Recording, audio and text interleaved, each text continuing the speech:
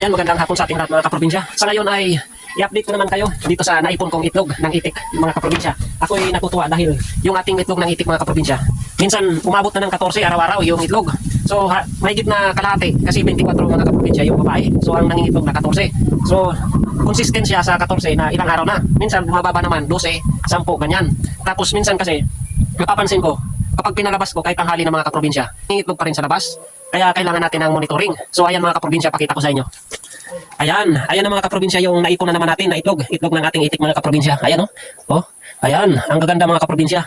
So parami yung nangingitlog dito sa ating itik mga kaprobinsya. At ito naman, may nag-order naman itlog ng manok na native. Ayan mga kaprobinsya. So inipon ko doon sa taas, meron pa tayong naipon doon sa taas mga kaprobinsya. Kasi nga itong ating manok na native hindi na natin pinapalilim.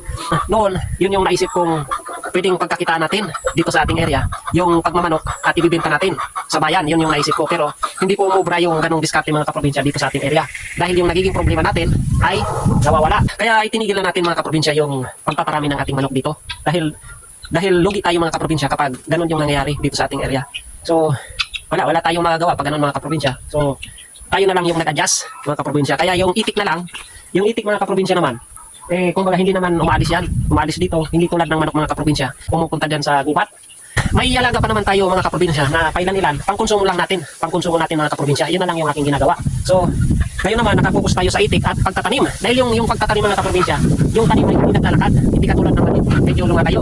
Kaya yun yung naisip ko mga kaprobinsya na tayo ay magtanim, mag-focus sa pagtatanim at yung alaga natin na manok at may pabot tayo mga kaprobinsya. At ayan, may pispan din tayo dito mga kaprobinsya na binibinwit na pangulam-ulam natin.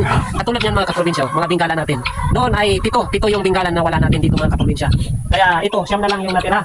Yung mga inahin, yung mga matatanda na binggalan natin, naubos mga kaprobinsya dito sa ating area.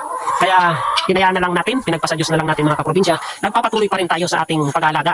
Pero yung kaya lang natin na bantayan. Kapag sobrang dami ng mga kaprobinsya, doon na tayo nagkakaproblema. So kung ng mga kaprobinsya dyan at ka-farmers, sa lahat ng mga viewers at followers ko, maraming salamat po sa inyo. At saludo po ako sa inyong lahat at mabuhay po tayong lahat mga kaprobinsya. Buhayin po natin ang mundo ng agrikultura. Magtulungan po tayo, mag-ingat, palakasin yung ating katawan na siyang unan sa ating pagtanim. God bless, peace, bye. Alright.